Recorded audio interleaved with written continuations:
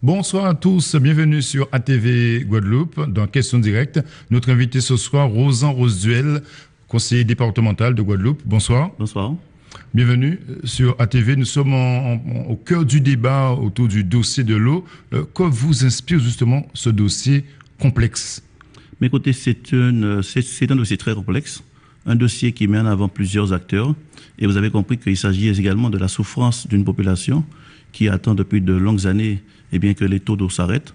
Aujourd'hui, je crois qu'il faut vraiment saluer cette belle initiative qui a été prise par l'ensemble des présidents des communautés, d'agglomération et de communautés de communes. Puis ensuite, validée par le président de région et par la présidente du conseil départemental, qui ont fait preuve vraiment d'une grande maturité politique. Parce qu'aujourd'hui, je pense que nous avons un plan qui permet d'y aller tout de suite dans les 2 années à venir pour régler le problème des taux d'eau. Et ensuite, dans un second temps, régler le problème des réseaux qui ne répondent plus aux normes d'aujourd'hui. Oui, on a compris, ça part d'une bonne volonté, cet accord entre les élus, on a laissé un peu tomber l'aspect politicien dans ce débat. Malgré tout, l'État met la pression sur les élus et évoque souvent cette gestion, cette structure unique pour gérer l'eau. Non, je crois que si on regarde bien, l'État n'a jamais mis en avant comme condition le fait de créer un syndicat unique pour que nous puissions gérer l'eau, puisque c'est l'État lui-même qui, par la loi NOTRe, a donné la compétence eau et assainissement aux communautés d'agglomération. Et donc, l'État doit respecter ce que, la loi NOTRe nous dit. Maintenant, si vous me parlez d'une gouvernance unique, est-ce qu'une gouvernance unique permet de régler le problème des taux d'eau? La réponse est non. Aujourd'hui, qu'est-ce que les Guadeloupéens veulent? C'est qu'ils aient de l'eau dans leur robinet. Qu'est-ce que nous devons faire aujourd'hui pour cela?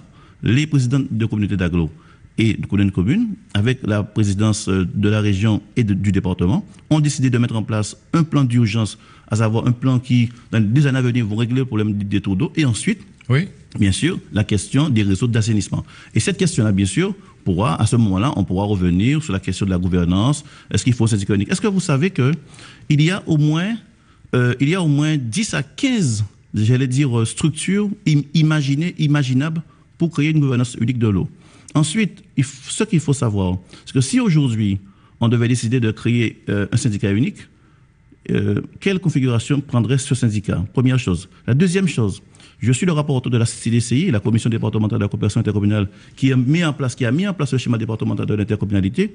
Il faudra compter au moins 1 an et demi en termes de procédure administrative pour qu'on puisse arriver officiellement à créer ce syndicat unique. Et donc aujourd'hui, on est toujours dans l'urgence. Donc aujourd'hui, l'urgence, c'est de régler les problèmes des tours d'eau. Et Parfait. Ensuite, la question de la gouvernance pourra être discutée entre les présidents. D'accord.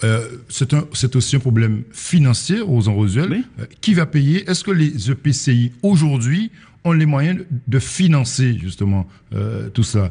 On n'a pas l'impression. Non, vous savez qu'il y a l'un des acteurs principaux de cette situation, c'est l'État, bien sûr, qui, a priori, selon les propos rapportés par le président Chalus, qui a rencontré le président Macron, serait d'accord pour financer à raison de 400 millions d'euros. Oui. Ensuite, vous avez la région. Ensuite, vous avez la région et le département, et vous avez les EPCI. Pour ma part, je sais que Cap Excellence a un plan pluriannuel d'investissement, un PPI, qui s'étale sur une dizaine d'années, avec près de 130 millions d'euros, programmés. Et donc, je sais que Cap Excellence a les moyens, a les reins solides pour aller vers, un investissement important. Par exemple, la communauté du Nord Bastia a annoncé en disant que voilà, je suis prêt à mettre 500 000 euros. Dans ce pot global. La communauté du Nord Bastia l'a annoncé dans le plan d'urgence. Ensuite, il faudra planifier. D'accord, mais dans le plan d'urgence, combien mettra par exemple Cap Excellence? Mais Cap Excellence est en train, avec les différents techniciens, de planifier de façon précise le montant que Cap Excellence mettra, mais Cap Excellence va forcément participer à la résolution de ce problème de taux d'eau. Oui. Donc pour vous, ça peut se régler. Je pense que dans les 2 années à venir, la question des taux d'eau ne se posera plus. Ensuite se posera la question de la gouvernance. C'est une discussion qui est très ouverte. Il n'y a pas de religion en la matière. Le président Cap Excellence n'est pas fermé à ce qu'on puisse évoluer, voire discuter d'un syndicat unique, mais faudrait-il au moins qu'on puisse avoir les bonnes configurations. Avouez, Rosan Roseduel, que les élus, peut-être pas vous arrivez ont montré leur incapacité dans ce dossier. Non, je ne suis pas de ceux qui crachent toute la journée sur les élus. Oui. Les élus font un gros travail. Vous savez qu'il y a de ça quelques années, en 2012, il y avait 12 syndicats qui s'occupaient de l'eau et de l'assainissement. Il y avait près de 14 qui s'occupaient du non-assainissement. Aujourd'hui, nous sommes arrivés à ce que les communautés d'agglomération et les communautés de communes prennent en charge cette situation. Aujourd'hui, nous héritons de ce qui s'est passé il y a de ça quelques temps.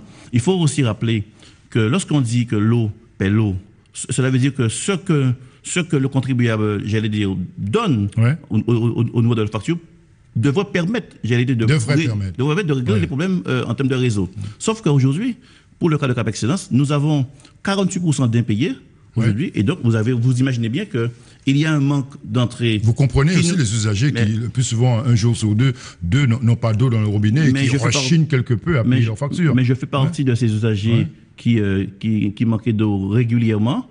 Je prends mon par la patience. Moi, je me bats tous les jours avec les techniciens de la communauté d'agglomération Cap Excellence pour que demain, nous puissions avoir une situation meilleure. Mais je peux vous dire que si vous prenez le cas du territoire des Abîmes, il fut un temps où il y avait 2 syndicats qui s'occupaient de l'eau, le CIEPA et le CJF. Et aujourd'hui, nous avons une seule communauté qui gère l'eau et l'assainissement. Je suis optimiste parce que je crois que nos élus font un travail très important, et en particulier le président de Cap Excellence, Éric Jalton. Vous êtes conseiller départemental, élu abimien également. Bien sûr. Éric Jalton a annoncé sa candidature pour 2020 à la tête de la commune. Vous l'approuvez? Vous allez le soutenir? Bien sûr. Les yeux fermés Non, pas les yeux fermés. Oui. Pas les yeux fermés. Vous savez, si Éric Jalton ne se présentait pas aux élections municipales, la question de sa succession serait posée. Aujourd'hui, ce n'est pas le cas. Nous avons un bon bilan. Nous avons des travaux qui ont été réalisés sur l'ensemble du territoire. Et vous avez encore des travaux à faire? Nous avons encore des travaux à faire. La preuve, le maire des Abîmes était, en tant que président de Cap Excellence, il n'y a pas très longtemps à Paris, a rencontré les dirigeants de l'ONRU qui ont donné leur accord sur l'acte 2 de la rénovation urbaine. Nous allons bénéficier d'un certain nombre de subventions pour lancer toutes les études, en particulier sur Vieux-Bourg, sur les quartiers sur Port-à-Pitre, ainsi que des quartiers veille sur Bémaro. Et donc, nous sommes en ordre de marche. Nous avons un bilan que nous souhaitons présenter à la population. Et donc, nous sommes prêts. L'opposition qui se rassemble, toute l'opposition qui se rassemble autour d'Olivier Servat, vous ne craignez même pas cette... Non, pas du tout. Bien sûr. Non, je ne crains pas Olivier Servat. Parce que je sais que Olivier Servat, c'est surtout un député agité. C'est un député qui veut profiter de la souffrance des gens pour faire de la politique. Et c'est peut-être raison que moi je suis pour qu'on puisse dépolitiser la question de l'eau comme sur d'autres questions. Parce qu'il y a trop de personnes qui utilisent la question de l'eau, qui utilisent la souffrance des gens pour j'allais dire, aboutir à des basses besognes politiciennes. Maintenant, vous me parlez de l'opposition. L'opposition, c'est normal que dans une démocratie, que l'opposition s'exprime. Nous allons également nous exprimer.